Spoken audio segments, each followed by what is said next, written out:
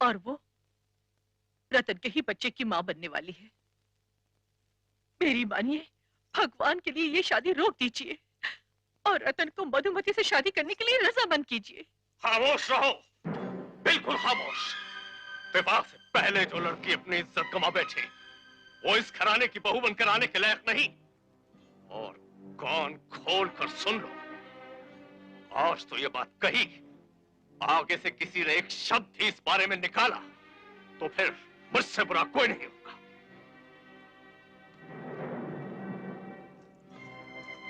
रणधीर बेटे, अब तुम्हें अपने पिता को कुछ समझाओ।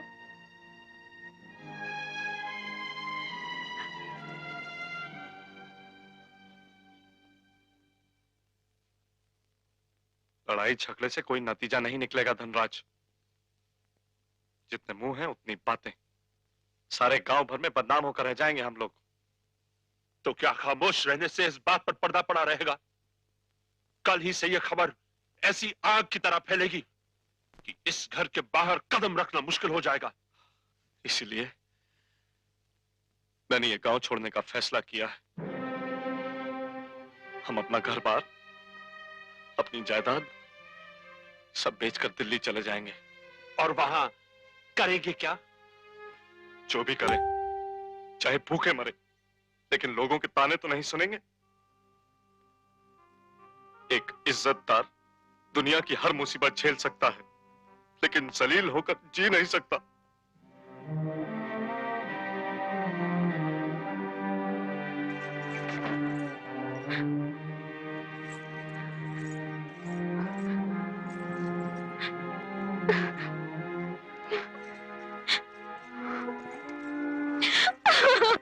धनराज, जो कुछ भी मैं करने जा रहा हूं उसका मुझे बहुत दुख है। मुझे भरोसा है कि सेठ किशन हमारी जमीनों और मकान की अच्छी कीमत देगा। अच्छा, मैं शाम तक लौट आऊंगा।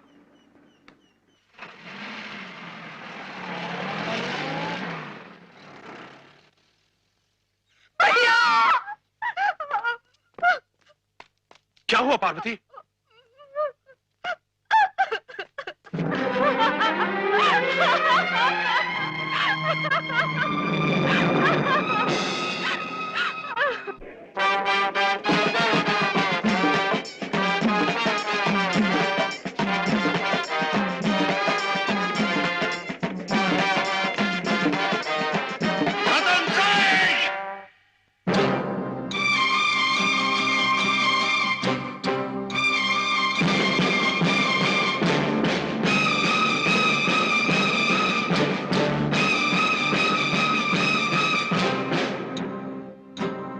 रतन सिंह, ये मेरी बहन मधुमती की लाश है।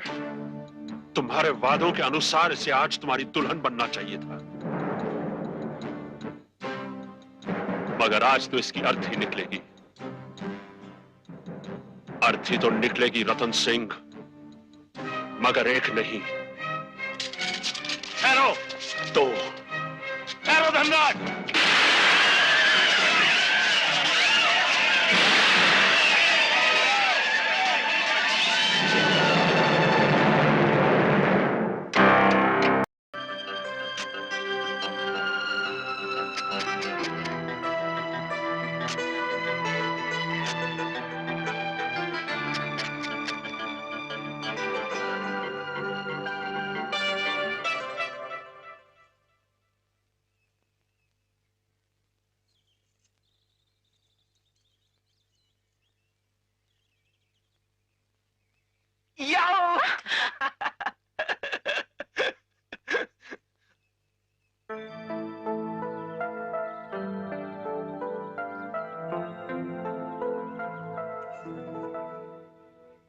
आई एम सॉरी, टूटा तो नहीं? नहीं, इट्स ऑल राइट। वैसे सूरज के साथ हमने आपकी भी तस्वीरें ले ली, आपने बुरा तो नहीं माना? नहीं, अगर तस्वीरें अच्छी आएंगी तो बुरा बिल्कुल नहीं मानेंगे। फोटोग्राफी के बारे में हम ज्यादा तो नहीं जानते, बस किस्मत आजमाते रहते हैं। जी हाँ, हर नई चीज के लिए किस्मत को आजमाना बहुत जरूरी होता है। जी। वैसे आपने एक चीज बहुत सही की है, वो क्या? आप सही वक्त पे सही जगह पहुंच गई। अच्छा। मेरा मतलब है जगह तो आपने अच्छी चुनी है, हाँ। लेकिन डूबते हुए सूरज की किरणों में हर खूबसूरत चीज और भी खूबसूरत लगने लगती है। हाँ। लगता है आप फोटोग्राफी के बारे में बहुत जानते हैं। ऐसा कीजिए, एक इसी जगह हमारी फोटोग्राफ लीजिए, देखते हैं कैसी आती है। हाँ जरूर।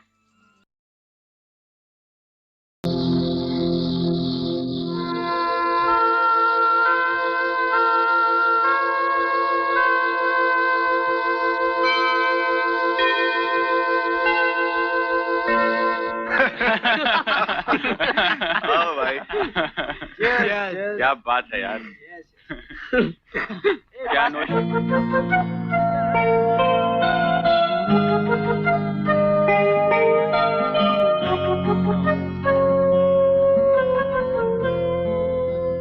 When money is there, no problem. हमने तय कर लिया है, कल हम सीतानगर जाएंगे। मगर दिल्ली फोन तो करो। कर लेंगे, लेकिन कल हम जरूर जाएंगे।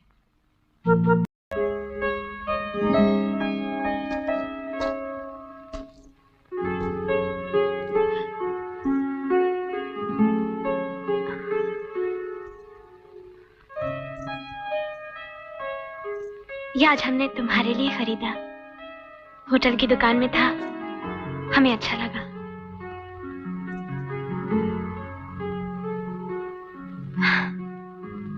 अजीब सी तकदीर है हमारी, सारी दुनिया में बस एक तुम ही रह गए थे प्यार करने के लिए। ये जानकर के हम कौन हैं तुम्हें बहुत बुरा लगा होगा। तुम कौन हो मुझे बहुत पहले से मालूम था। मैंने अपने आप से लड़ने की भी बहुत कोशिश की, लेकिन होने वाली बात तो होके रहती है। और आगे?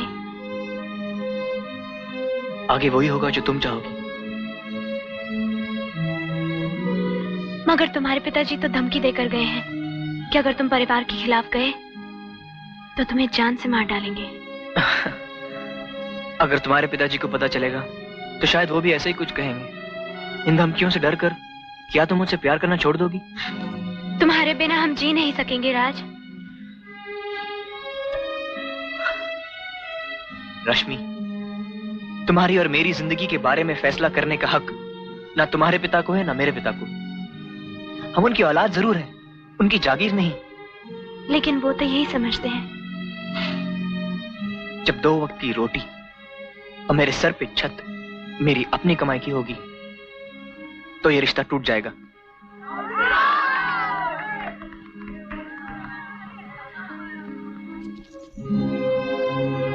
रश्मि, इस वक्त मैं ज्यादा देर नहीं रुक सकता। कल मैं दिल्ली जा रहा हूं। दिल्ली पहुंचकर हम शायद बहुत दिनों तक मिल न सकें, लेकिन इतना याद रखना, मैं हर दम तुम्हारे साथ हूं। जब भी डूबते हुए सूरज को देखना, समझ लेना मेरी नजरें भी उसी पर हैं। याद है, इसी डूबते हुए सूरज ने हमें पहली बार मिलाया था। देख लेना, यही डूबता हुआ सूरज हमें एक दिन हमेशा के लिए मिला देगा।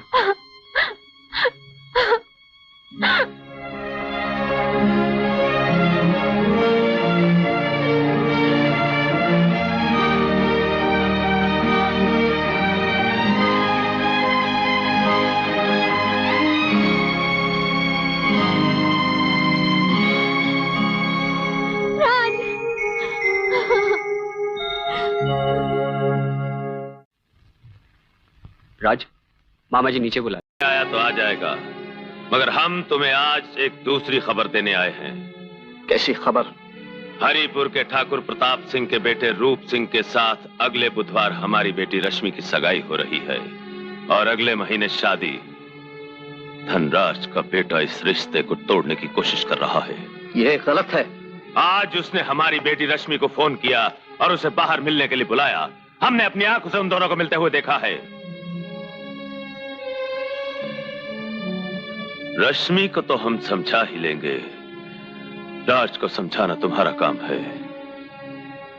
लेकिन इतनी बात पक्की है, अगर आज के बाद उसने रश्मि से मिलने की कोशिश की तो हम उसे जिंदा नहीं छोड़ेंगे।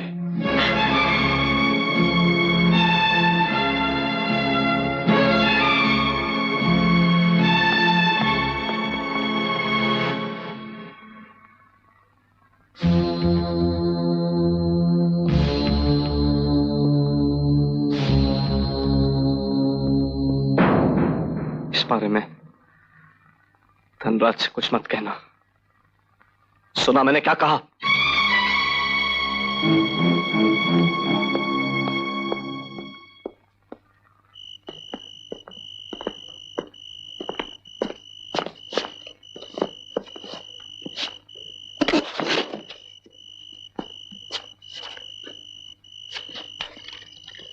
और ये एक्सीडेंट हुआ कैसे?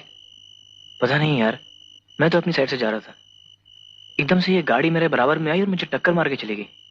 जानबूझ के? मुझे तो ऐसे ही लगा। मगर ये बंदा था कौन? ठाकुर रणधीर सिंह। हाँ, रणधीर सिंह। आज तुमने रश्मि को फोन किया था और उससे मिलने भी गए। ये सब आपको कैसे मालूम? थोड़ी देर पहले रणधीर सिंह यहाँ आया था। यहाँ? अपने घर?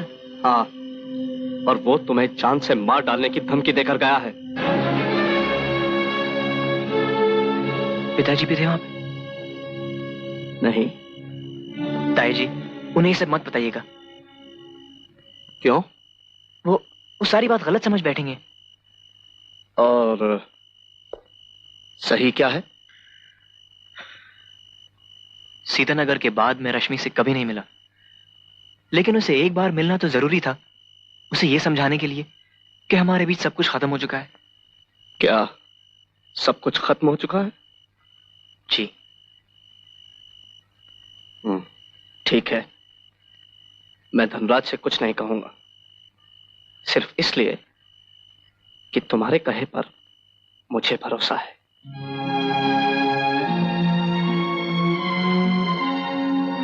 चलो अंदर।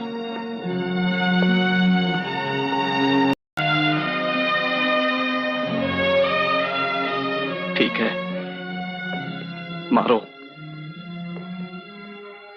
तुम उसके बाप हो ना?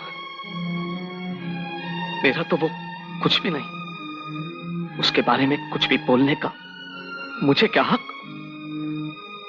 तुम्ही ने तो सब कुछ किया, उसे पाला पोसा, पढ़ा लिखा के इतना बड़ा किया। मैंने क्या किया? कुछ भी नहीं। जब वो बीमार होता था और बुखार से उसका बदन तपता था, तो सारी सारी रात उसे सीने से लगाकर तुम ही तो जागते थे।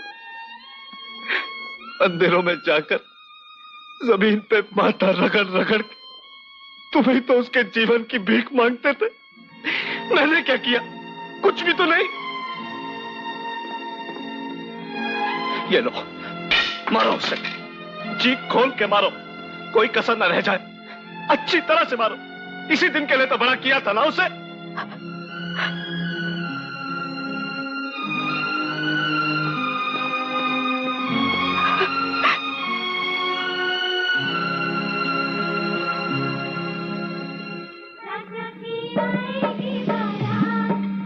मुबारक हो, मुबारक हो, मुबारक हो।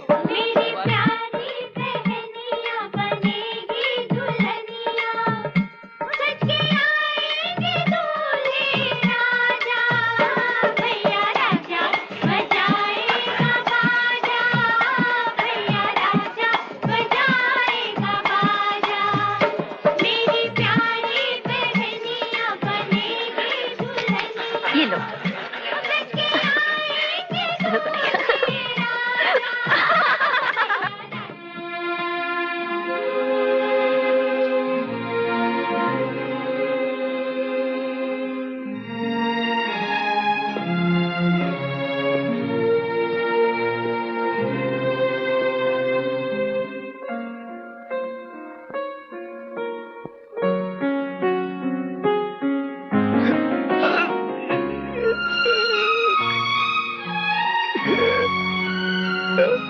जाओ सो जाओ राज, कल सुबह बात करेंगे।